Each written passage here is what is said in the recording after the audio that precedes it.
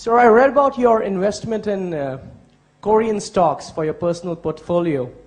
My question is, if you're managing very small amounts of money, like say 3 million or 10 million, will you still look for the Graham's approach for low PE and wider discount to book value?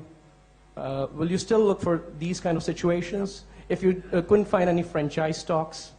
Yeah, if I were working with small sums, I certainly would be much more inclined to look among what you might call classic Graham stocks, very low PEs and maybe below working capital, all that. Although, and I would do far better percentage-wise if I were working with small sums.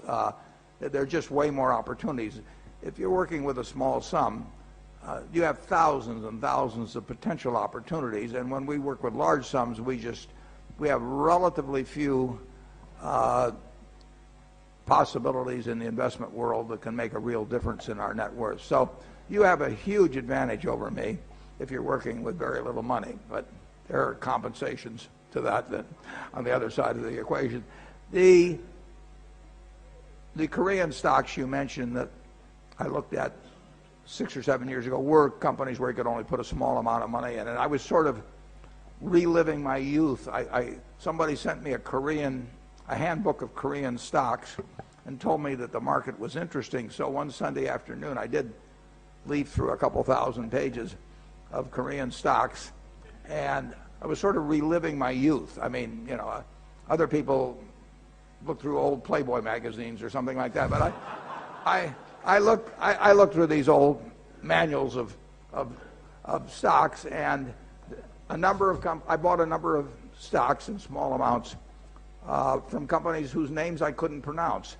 But the stocks as a group were so cheap that you had to make money out of them. They were Graham-type stocks, and that's what I would be doing. I would be combing that sort of a list. Now, if I found a wonderful company that Graham wouldn't have bought, but I really was convinced about its future, I would have bought that also. Incidentally, I've written in the last annual report about Geico, and I bought that stock in 1951 when I had about $10,000. And Geico I looked at because Benjamin Graham was the chairman of the company. But Geico was exactly the sort of stock that Graham wouldn't buy. I mean, it was selling way above book value and all of that. There was a certain irony in that, but I'm glad I did it. All right, the gentleman right